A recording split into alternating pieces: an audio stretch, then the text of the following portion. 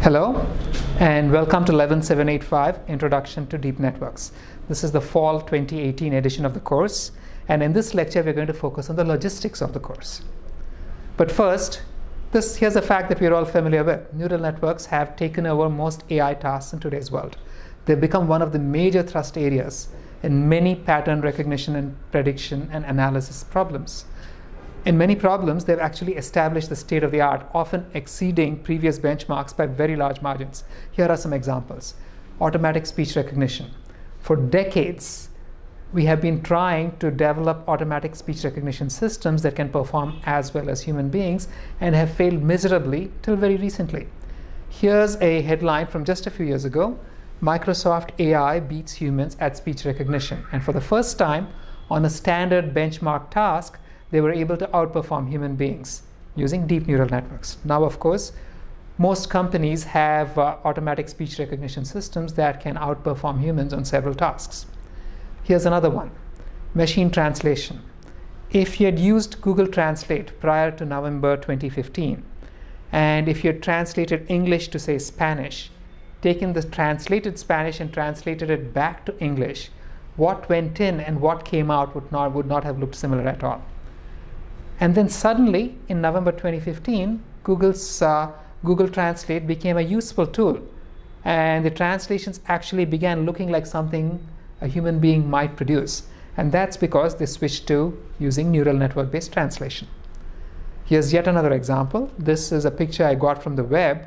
I can't be sure of the authenticity of the picture, but here is a typical kind of result that you can now get for an image segmentation task using deep neural networks. In this picture, the system, the AI, has actually managed to segment out various objects and even label them. For example, it calls this a bicycle. It calls this a pushcart. This sort of performance was unimaginable just a few years ago, but now deep neural networks make this possible. Here's another example. This is from a website called sitehound.com. And they have a video purporting to show a deep neural network-based system tracking and labeling cars on the highway in real time. And here is a typical snapshot of the output. It's found and labeled a Nissan Sentra, a Honda Accord, a Honda CR-V. Now again, this is a phenomenal performance, and this wouldn't be possible without deep neural networks. Games. One of the standard tests for AI for very many years was whether a computer could beat human beings in games that were fundamentally intellectual in nature, like chess. We, of course, managed to build computer algorithms that could beat humans at chess a couple of decades ago, but Go was said to be the benchmark. It was assumed that a computer could never beat humans at Go. And then just a couple of years earlier, we had the first AlphaGo system, which beat the world champion Lee Sedol. And these days, you can actually download a program from the web where the game learns to play Go from scratch, and in a few short hours can beat a world champion. And that has been powered using deep neural networks. Here's an example of assigning captions to images. These are various, I don't believe you can actually read the captions, but if you look at the PPT, you should be able to. And what you will find is that the computer has correctly captioned each of these images with amazing accuracy. And consider this, trying to describe an image such as this is actually a very complicated task even for a human being, but the computer is able to do this, and that is being done by a deep neural network. And so on, in a variety of problems, from art to astronomy to healthcare and even predicting stock markets, deep neural networks are setting the state of the art and producing amazing results, and these things are only getting better with time. And of course, there's the business with the employment market. With all of the success of deep neural networks, these days, if you're not familiar with deep neural networks and you are not an expert in the technology in some sense, it actually becomes hard to get a job in the tech world. And so the objectives of this course are to try to impart some knowledge about this amazing new phenomenon to you guys. We want you to understand neural networks. We want you to be able to comprehend the models that do all of the previously mentioned tasks and maybe even build these models. We want you to be familiar with terminology. For example, here is a very nice blog, www.datasciencecentral.com/profile/blogs/concise visual summary of deep learning architectures. This blog actually maintains a list of all of the latest neural network architectures that are being employed, and it's our hope that when you're done with this course, you will be able to comprehend all of these architectures. Our objective also is to finally enable you to be able to fearlessly design, build, and train networks for a variety of tasks. We're not claiming that you're going to become an expert in deep neural networks in this one course, but although you may not be an expert, you'll actually be fairly handy, and it will set you up for further work. At a broad level, here is what we will be trying to teach you. We will cover concepts, starting with some historical perspective, talk about different types of neural networks and underlying ideas, how neural networks can be learned, including training and practical issues, and about various kinds of architectures and applications.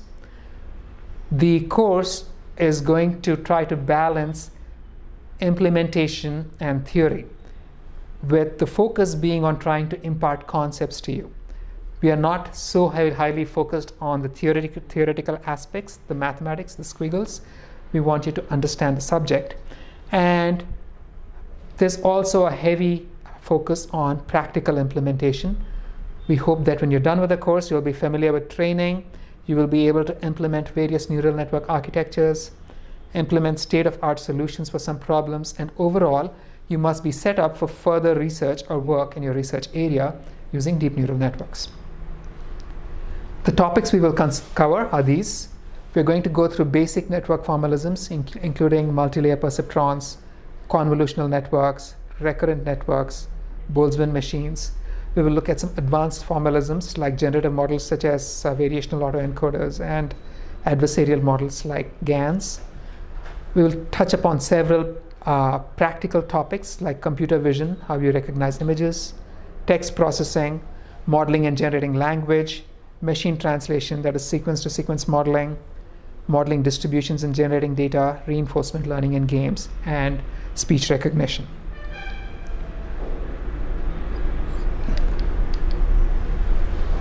There is a list of books on the course webpage, which is deeplearning.cs.cmu.edu. We will also be putting up additional reading material on the course pages. Although these books and this reading material broadly guide the course, we are not following any one book or any one source. The material that we will be presenting during the course itself has been drawn from many sources, some of which are listed here. I am the instructor for the course. I'm Bhiksha, and that there is my phone number should you want to contact me. We have 14 TAs for the course. The list of TAs with their email IDs is on the course page. We have TAs for the Pittsburgh campus, for Kigali, for the Silicon Valley campus, and for Doha. If you have any problems during the course, please approach your local TA first and then post on Piazza, and if both of those fail, then you may want to approach a TA from a different location. Office hours for the TAs will be put on the course web pages. The course web page itself is deeplearning.cs.cmu.edu. The lectures, we're going to have both in-class and online sections for the course. So I will be teaching in a classroom, but the lectures will be broadcast, they will be streamed. They will also be recorded and uploaded to YouTube. And students from the online section at Pittsburgh and from the sections in Kigali, Silicon Valley, and Doha can both follow the lectures, the streamed lectures, and watch them on video. It's important that all of you actually view the lectures, even if you know think you know the topic, because trust me, your ability to get good marks in the course is going to depend on actually having viewed the lectures. The lecture schedule is going to be put up on the website. We currently have a schedule on the website. It's tentative in the sense that as you go into the second half of the course, things get a little fuzzy, and some of the schedule may actually change from what is actually on the web page. Also, we have a number of guest lectures by Scott Falman, Graham Newbegg, Richard Stern, Joseph Keshet, and maybe one more guest lecture. And the schedule for the guest lectures is always a bit flexible, so this also contributes to the potential fuzziness of the schedule for the latter half of the course. But you can find a general guideline for what the course schedule is going to be like and the syllabus on the course page. We have recitations, 13 of them. The recitations will cover implementation details and basic exercises. And it's very important that you actually view or attend the recitations if you wish to get the maximum out of the course. The recitations are also going to be recorded, and the recitations will also be up on YouTube. The topic list for the recitations is also on the course schedule on the course page.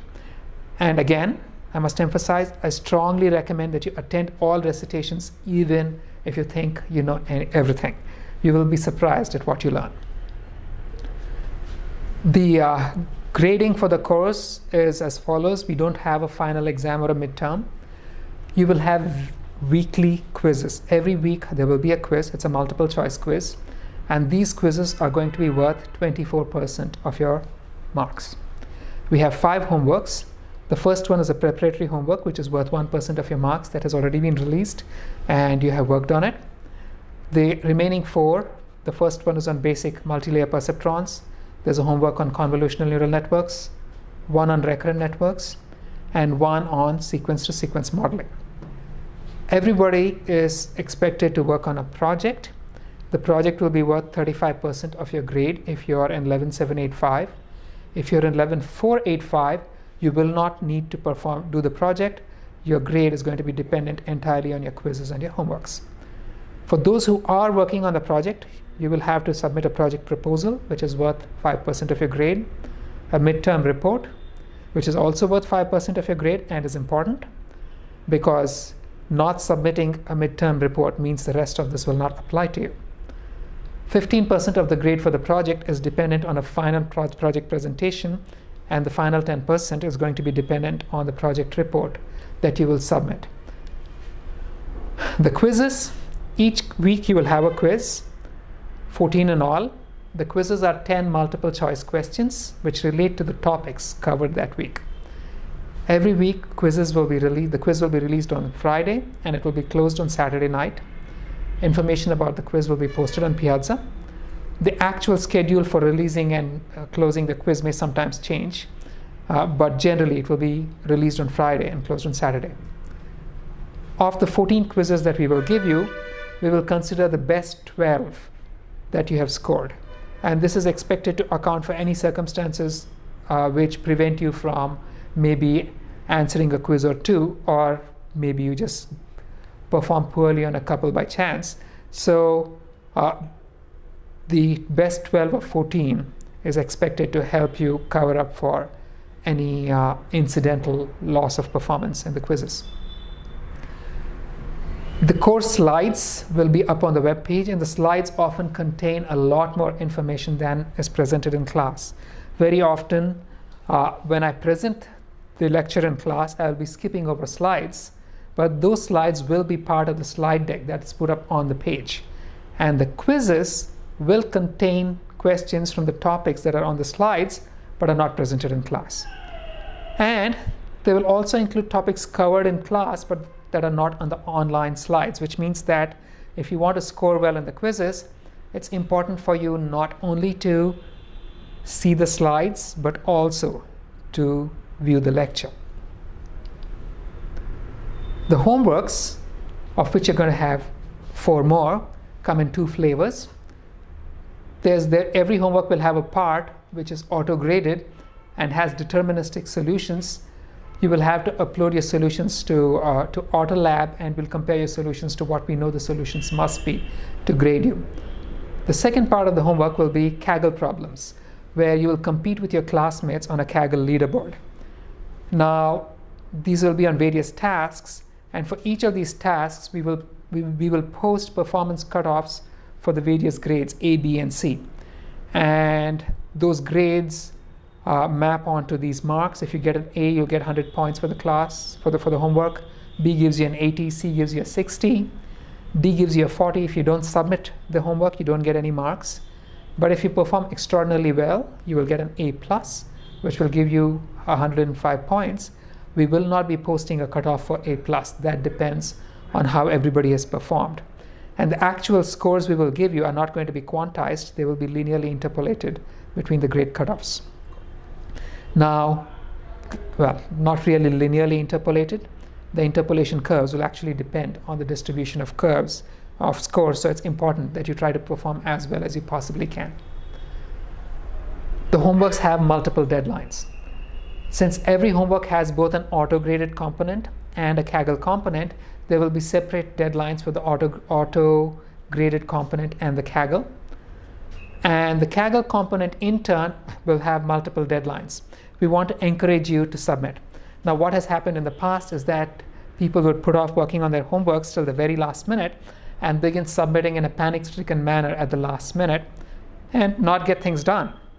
And then, of course, we have to deal with all of the questions and problems that arise. So there will be an initial submission deadline.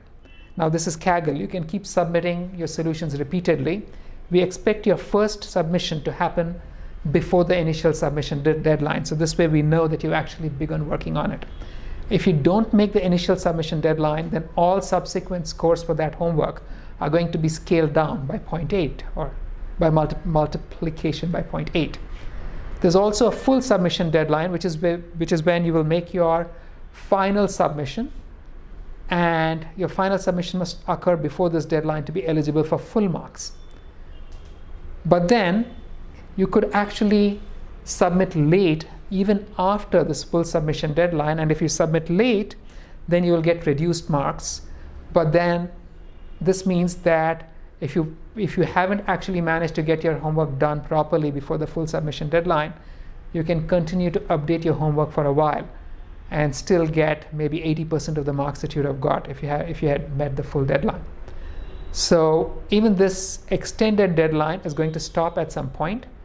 At some point for each homework, we will release the solutions, whereupon we will stop accepting further submissions. Now, the late policy, everybody is going to get up to 5 total slack days, which doesn't apply to the initial submission deadline. Everybody must make the initial submission deadline if you want full marks.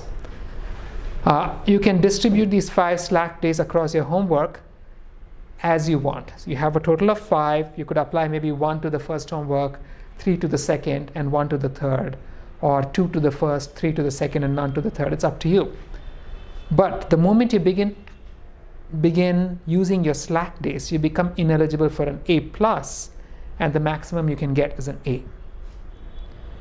Also, once you go past the full submission deadline, although you can continue to submit on Kaggle, your name will not show up on the leaderboard. Although Kaggle will continue to accept your submission and we will know how you have performed. But regardless of how well you performed, it won't show up on the leaderboard. This is to be fair to the students who have actually made the final submission deadline. So here is a little chart of how the homework deadlines work. If you make the initial submission deadline, then if you submit before the full submission deadline, you can get a maximum of 105 marks. But then if you begin using your slack days, then the maximum you can get during the slack period is 100 marks. If you go beyond your slack deadline, then further delays will lose you marks at 10% per day for 2 days.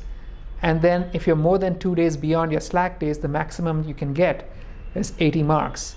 And that will continue till the drop dead deadline, after which you will get no marks for the homework.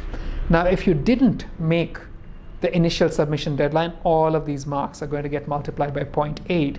So the red line shows what you would get for your submissions. If you didn't make your initial submission deadline but still did manage to submit the final homework before the full submission deadline, then the maximum you can get is 0.8 times 105.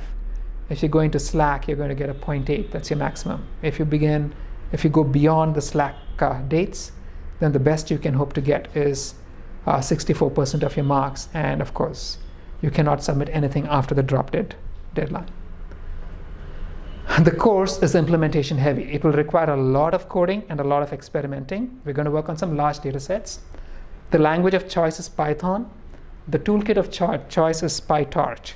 And all of our TAs are comfortable with PyTorch and can help you. You're welcome to use other languages and toolkits, but for these, the TAs will not be able to help with coding or homework because not everybody has worked on all of these toolkits. The only one for which we can actually assure you help is PyTorch. We do have some support for TensorFlow, but that's going to be significantly more limited than what you would get for PyTorch. Also at this point, I hope you have already gone through recitation 0 and that you have worked on homework 0. Homework 0 carries marks. All discussions will be on Piazza.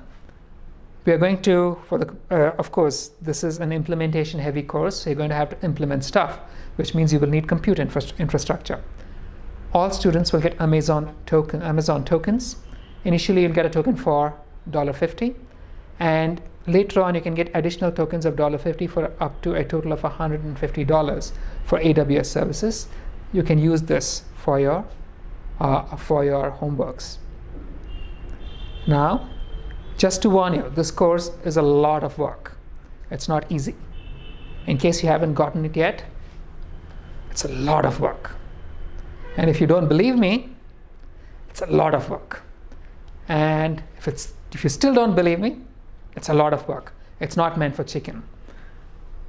If you think you're just going to start the course and at some point it's going to get easier, it's not. And if you think you're going to take it easy, then this is not the course for you. If it doesn't make a whole lot of sense for you to spend a lot of effort, complete half the course, and then drop out, because that effort will be wasted. So I'm warning you up front that you can expect to have to work very hard on the course, but it will be worth it. We are not interested in deadlines, and we are not interested in enforcing work on you. That is not the point.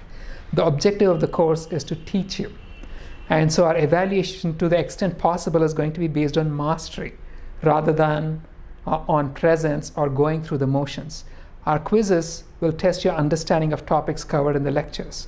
The homeworks are meant to teach you to implement complex networks, which means that because this is mastery-based evaluation, we have a very lax deadline structure, as you saw for the homeworks, because our primary focus is to try to get you to go through the work and actually learn the subject. Our target is that anyone who gets an A in the course is going to be technically ready for a job in deep learning. Again, this doesn't mean that you're going to be the world's greatest expert, but you're definitely going to be fit to do a job in deep learning. And to our credit, I believe many of the students who took this course last semester actually benefited greatly from it in their search for internships and jobs. Again, please do go through the videos for recitation 0 and also complete homework 0. These are essential for you to gain comfort with the coding required in the following homeworks. Homework 1, part 1 also has many components intended to help you later in the course. So if homework 1, part 1, which is going to be released shortly after the semester begins, seems a bit dense, please bear with it, because this is actually going to make subsequent homeworks easier for you to do. And remember, things get tougher. So homework 1 is in fact the easiest homework you're going to have. And thank you for watching. If you have any questions, please post them on Piazza.